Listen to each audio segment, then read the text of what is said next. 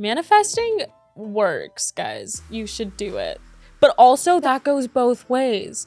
If you are constantly speaking negative things into your life, you're going to attract negative things. Everyone thinks manifesting is just like, oh my gosh, like, please, like, make my ex text me. Like, no, if you are manifesting bad things into your life, bad things are gonna come your way. So you need to just like speak positive things out into the world.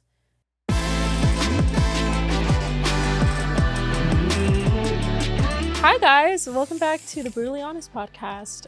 It's just me today and I'm really excited about it. I actually love doing these solo episodes. Whenever I watch them back after, because I watch all the episodes back before I, show them to all of you. These are always my favorite, so I'm excited to be here by myself. That sounds, honestly, no. I am. I'm excited to be here by myself. So on today's episode, we're going to talk about what I've been up to the past couple of, honestly, week. I don't know why I'm weeks. No, you guys see me every week. What I've been up to the past week. We're going to do a little something that's a little emotional. We're going to I'm going to answer questions, kind of interview style, about things that I would tell my younger self. And that's a little intense. It's pretty crazy because I love my younger self. She was really cute. So yeah, I'm going to answer those questions. And then I'm going to do the little TMI girl talk for you guys again because I love doing that and I love answering girls' questions. Also, I'm doing the Brutally Honest segment at the end. Yeah. It's been pretty good. I always say that, you know what? That's exactly how I always start my therapy sessions. I go, I've been pretty good. And then she kind of tilts her head at me and I'm like, okay, yeah, well, here's actually what's been going on. Every time, that's how I start my therapy session. So as that came out of my mouth, I knew I always go, I've been pretty good. And then I really get into it. So that's what's happening right now. But I mean, in retrospect, I've been okay. Yeah. I think that June in general is such a heavy month. It's a heavy month for me, but it's almost over, which is great. I think my biggest thing that I've been going through lately is I've just not been very motivated or creative at all. And that for me is a big problem because I am a content creator. So I need to have creativity. But lately I just haven't at all. I haven't posted on YouTube in 3 weeks, which is terrible. And I never do that. And I'm beating myself up about it a little bit. But I've been doing the podcast consistently, which is great. That is something I am proud of. But YouTube, you guys are screaming at me right now. You guys are begging for it. I'm gonna do it though this week, hopefully. I also say these things and then they don't happen and then you guys get more mad at me. But yeah, I've had this weird creativity block and I just haven't been doing as much as I want to be. But I also know that that's just because I'm in the month of June and then in July I'll feel better. I want to get back into a routine because I've come to the conclusion and I've realized and I've been talking about this with my team and my manager is that I don't really do good without a schedule. I need to be kind of told what to do.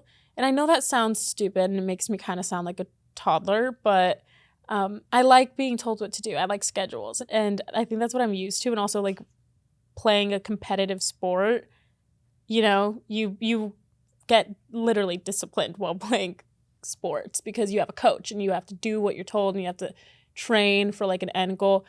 Anyway, I'm ranting, but yeah, I'm good with schedules, which is why I'm always at this podcast because no matter what, it's this time to this time, you have to do this.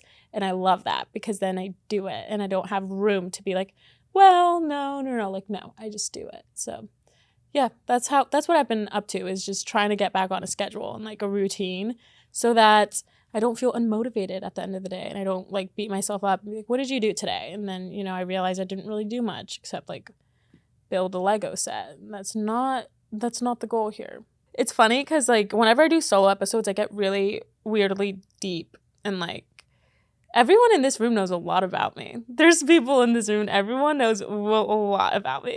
It's really interesting. I always leave these episodes and I'm wow, everyone just learned so much about me. But because they hear stuff that you guys don't hear. They hear stuff that I cut out. So they know everything I'm saying.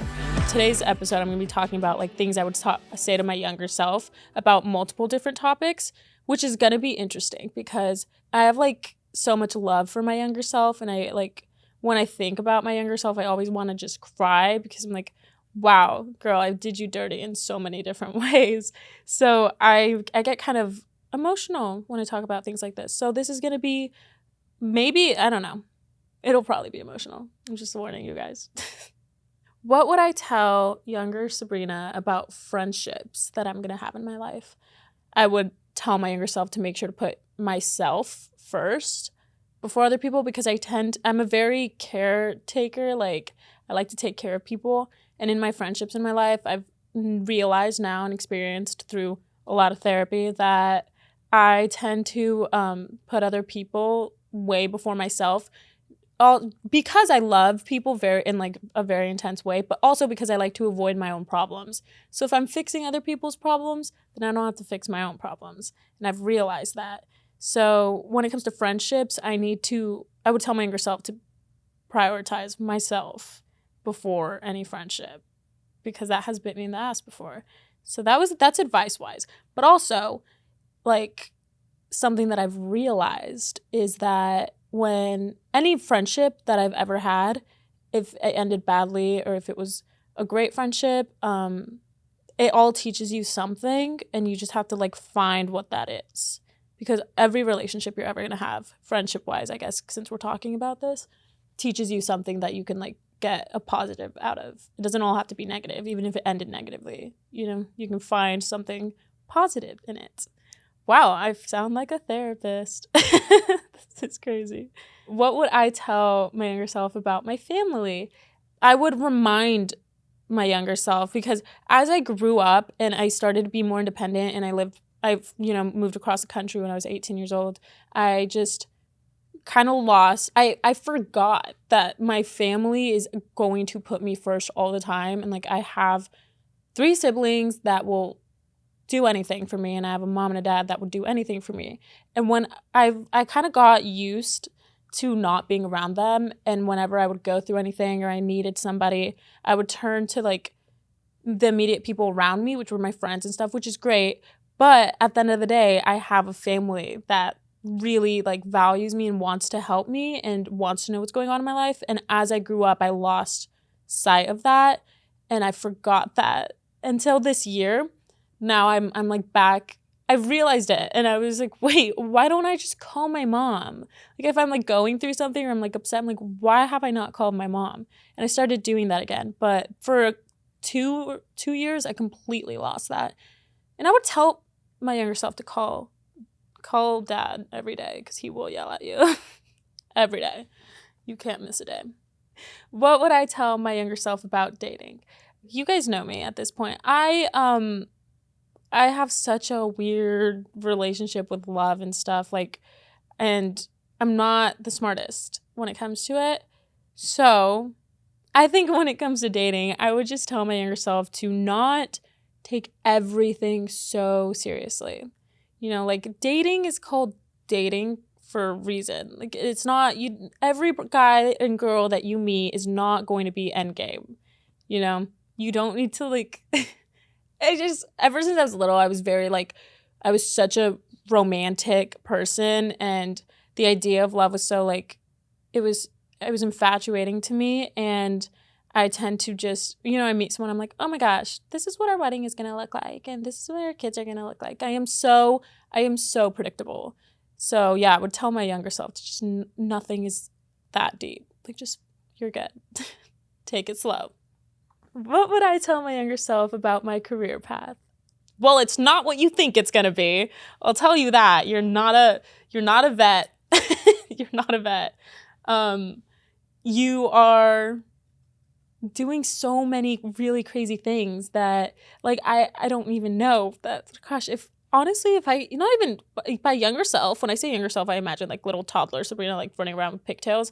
But actually, like, I'm thinking 16-year-old me. If I told 16-year-old me that I'm filming this right now, this podcast episode, she would be like, what the did you do? Like, how did that happen?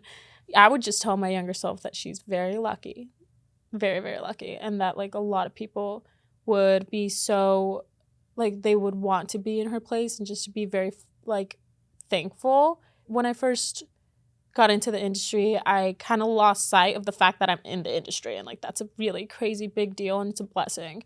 So yeah, don't even know. I don't know how to sum that all up. But yeah, that's what I would say to myself. It's all crazy. That's it. Like, your life got crazy. What would I tell my younger self about money and my viewpoint on it when I was younger versus now? This is interesting. I don't think I've ever actually talked about this online. I think I get really weird and uncomfortable when I talk about money online because people they take it in so many different ways, which I understand. But I started working when I was 14 years old. I worked so many jobs, and I was, like, I don't know. I had to work. And so did my siblings. And it was interesting for me growing up because I was working and all my friends weren't. And that was like weird, and I didn't understand it.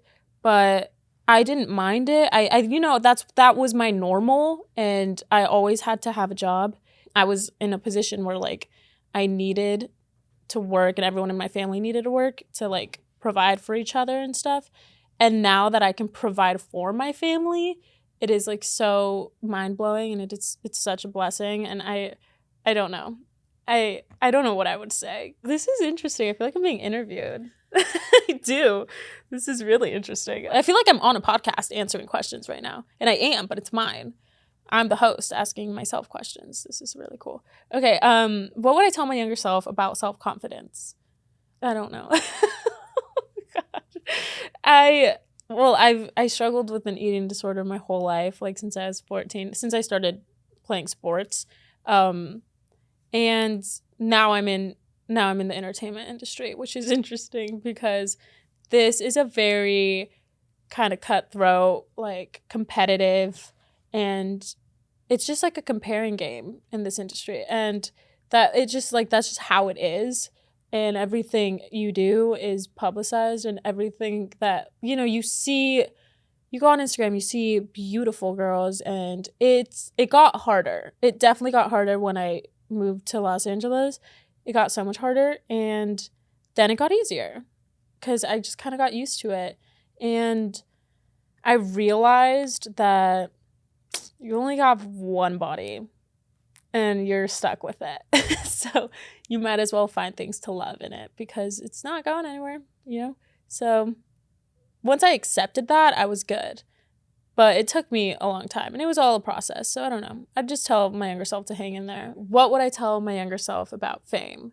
I think that there's just so many different levels to it, and there's so many ways to look at it. I would just tell my younger self that all I would say really is like, you are going to have an impact in people's lives, and people are going to look up to you and watch what you're doing. So make sure what you're doing is meaningful and can help people. What would I tell my younger self about love and being in love? I would tell my younger self that you can find love, and you can, like, I'm in love with my friends, you can find love in ways that aren't romantic, because I am a person that literally since I was younger, I have always craved love, and I crave to feel loved and feel needed and I crave, I love loving people. And that kind of it hasn't backfired, but it hasn't been the most positive thing growing up, because I look for it and I stay with I've had past partners that I stayed with even though it wasn't right and it was harming me, but just because I needed that validation, and I just crave love all the time. So finding love in things that aren't romantic is really important for me. And if I would have told 15-year-old Sabrina that would have saved me a couple of pretty brutal years. Okay, what's something my younger self wouldn't believe if I told them now? You live in Los Angeles by yourself. Mom and dad across the country. Yeah. And you post videos for a living. Uh-huh. You do. And it's pretty crazy and wild. And you live in a really crazy world. Yep, that's it. Just the Los Angeles thing would have blown my mind in general, because I thought I was going to be stuck in Texas my whole life when I was growing up. And now I'm here. What is something that I thought was going to happen when I was younger and it never did?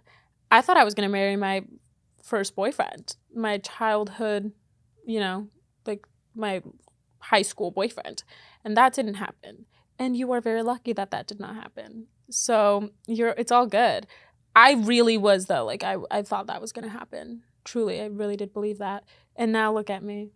What is something that I would tell my younger self to change? When I say younger self, this is spanning, like, some of it, like, honestly, this one specifically would be younger me that had just moved to LA and had just started the, like, my career.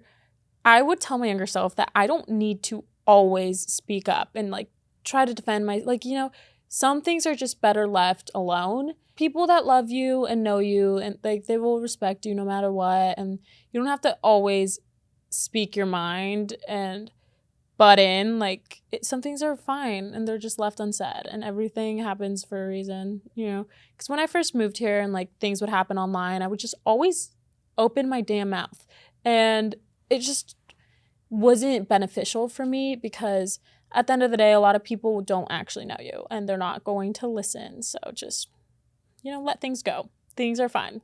Everything will be fine. And, like, in time, things pass, and that's really it. You just got to give everything time. You don't need to always just, you guys get what I mean.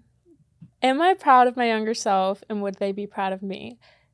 I think that even, like, if my younger self heard the past year of my life, she would first cry and then, I think she'd be really proud of me, because I, like, even just standing on my own 2 feet right now is, like, pretty impressive to me, all things considered. But I think she would be super proud of me, and I am also very proud of her, because I don't know, she was cool. She was fine.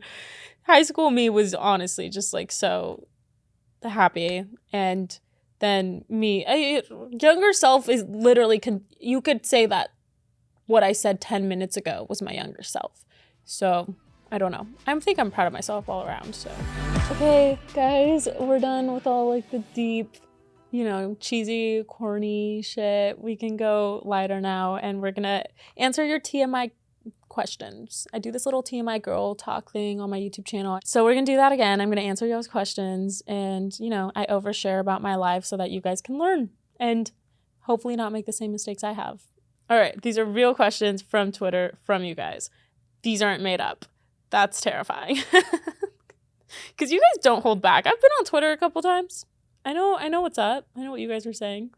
Is there a celebrity I met that wasn't nice? I can't. You guys are so silly. If you guys actually think I'm going to answer that, you're insane. Yes, there is. But am I going to tell you about it? No. I'd rather, keep my sanity. I'm not answering that. But yeah, there is. It's always a 50-50, If a guy is quick to get in a relationship with you, does he truly love you? This is so I need to know details, guys. Like, if you're gonna ask me a question like this, I need to know details. You guys need to add more to these so I can give you specific answers. It depends, it depends on the situation. You can get into a relationship and then fall in love. That's usually how it goes, I think. I don't think I've ever. Shit, I don't know. Is that just me? Am I crazy? Now I'm really thinking about it. I feel like you start dating, and then later in the relationship, you say your I love yous. I don't think you say I love you and then start dating. I don't think that's how things usually go. But if I read all the comments and everyone's like, you're insane, I'm going to be really taken back, because that's how things have gone in all of my relationships. So, I don't know. If he is quick to get into a relationship with you, maybe you're just awesome and he does love you. It just depends on the situation. How do you deal with big changes? I don't. I avoid them at all costs. I'm so bad at change, and, like, I'm not good at it. So I can't give you guys good advice here. I'm so bad at it. I avoid change at all costs. I would rather stay in toxic situations than leave them and, like, experience change. And I hate it. I hate change, but I'm working on it, so we can work on it together, because I don't know what I'm doing there either, to be completely honest with you. Okay, what is the process of writing a book / writing in a journal about traumatic situations? I had an interesting process. I had just gotten out of the mental hospital, and I sat down with my thoughts, because, okay, okay, I think this is what happened now that I'm thinking about it. When you're in a mental hospital, you literally can't do anything but think. Like, that's all you can do. You don't have your phone. You're not communicating with people. Like, you are just kind of stuck there with yourself, and you have to reflect. And that's what I was doing. So once I got out, I had collected all of these different thoughts in my head.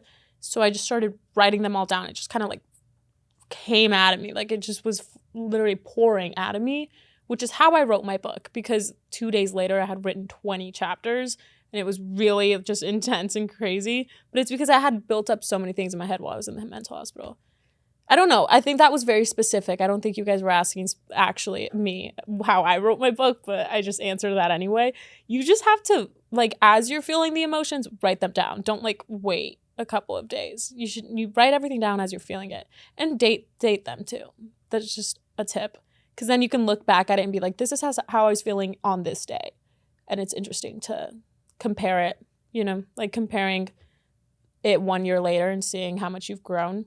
It's very beneficial, and I really recommend it. What is the best lesson you have learned during your life? There are pros and cons to everything. I say this all the time. I'm going to get it like tattooed on me or something. Put it on a shirt. Oh my gosh, I can put it on a shirt. That was actually a really good idea. Yeah, there's pros and cons to everything. Everything. You can find good in everything, and you can find bad in everything, which is why you shouldn't look for the bad things. Just, focus on all the good. I mean, unless it's in front of your face, then don't avoid your problems. That could have been taken 2 different ways. But yeah, there's pros and cons to everything.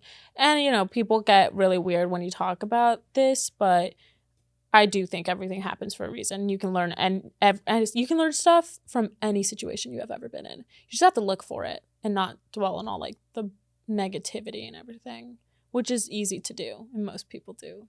I do that. Have I ever received something that I manifested? Manifesting works, guys. You should do it. But also that goes both ways. If you are constantly speaking negative things into your life, you're going to attract negative things. So that goes both ways. Everyone thinks manifesting is just like, oh my gosh, like, please, like, make my ex text me. Like, no, if you are manifesting bad things into your life, bad things are going to come your way. So you need to just like speak positive things out into the world. I sound like I have my shit together. I don't. Because as I'm saying, as these things come out of my mouth, I'm like, shit, maybe I should do that. So I'm learning with you guys. I do not have my shit together, I promise. But when I talk, sometimes I sound really smart, and then I'm like, wait, that's not accurate to my life right now. But yeah, I have learned that manifesting goes both ways. People forget that. This is such a great question. I struggled with this for a long time. How to avoid talking shit just because the people around you do it. People don't talk about that. That is so much deeper than like it sounds. It's hard. It's so hard not to if everyone around you is. I don't know. I kind of sat down with myself and I was like, I am not that person, and I don't want to be that person that like speaks poorly about people. Like, especially, there's just certain people out there that's all they do is just like speak about other people. And I've realized that that's just not my character, and I don't want it to be, and I don't want to be perceived that way. Honestly, once you catch yourself doing it, because it's easy to do it and not realize it, but once you catch yourself doing it and you like realize it, then you can pull yourself back and stop. You just have to like be more aware of what you're saying and like the weight of your words, because it's easy to do it and not realize it, which I understand. Like people, it's so common. This is such a common thing that people don't talk about. But if you catch yourself doing it, you can like redeem yourself and just reel yourself back. You just have to be just like keep it at the top of your head, And if someone's talking shit, that doesn't mean you have to talk shit. You can just shut up. You can just shut up and listen, or leave. There's solutions. How do you start? Jesus. How do you start liking someone new after a hard breakup? I don't know, guys. Guys, I can't win them all. I don't know all the answers. I'm trying. I don't know. It's so hard. And again, do you guys, let's rewind a couple questions to the whole I hate change thing. I hate it, and I am not good at it, and I will hold on to something as long as I can so I can avoid change. So I don't know. I think you have to remind yourself. You know what? I don't know what is about to come out of my mouth because I have no idea what I am saying. I have no advice. I started saying the sentence and I was like, what are you about to say right now? You know what you're talking about. I would just say to give yourself time and make sure you've had enough time before liking someone. Like, you make sure you give yourself the time to heal, because then you're just going to end up hurting that person that you are quote unquote liking. Because if you aren't healed, then it's not real.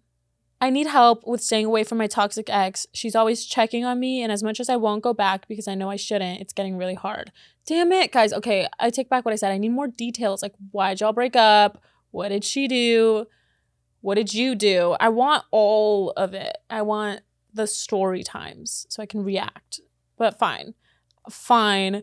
Maybe you should block her because she won't be able to check on you if she can't get a hold of you. And I actually had a conversation about this with my manager the other day. Wow, she's the hot topic today. I've been talking about her all day. She told me that I tend to be in situations or remove myself from situations because I know they're bad for me, but I leave that door cracked open, and leaving that door cracked open allows whoever it is to walk back in, you know? So if you want to get out of a situation, you want it to end, and you know it's not good for you, you need to close the door. Because if you leave it cracked open, it's going to fly right open. Like a breeze of wind comes in, your door's going to fly wide open. If that makes sense. I don't know. Block her. That's my advice. Block her. You can unblock her later, once you've both healed. But it's hard to get over something if you're being constantly reminded of it. So cut off that communication. No contact. Go no contact. Yeah. Now I'm doing the Brutally Honest segment that I just started doing on this podcast. And I'm basically just going to give you guys my brutally honest opinion on a topic. And today's topic, there was two options. I'll tell you guys both, and then I'll talk about the one I want to talk about. There was thoughts on gaslighting and thoughts on kissing/hooking up on the first date. I'm not going to talk about gaslighting because honestly, to this day, I still don't know what that means. I'm trying to figure it out, but if I'm being gaslit, I'm not going to know I'm being gaslit because I'm being gaslit. I don't know. I never figure it out. I'm working on that. I have no idea what that means still. Unless, I don't know, maybe some people are more self-aware than I am. Most people are, but hey, okay, I'm not going to talk about that because I don't have any opinion on it. I don't know what it is. Thoughts on kissing/hooking up on the first date. I will talk about that. Do whatever you want. Do whatever you want. If in the moment you want to kiss them, kiss them. If in the moment you want to hook up with them, hook up with them. Why would you just do whatever you want? It's who knows? You guys might end up getting married.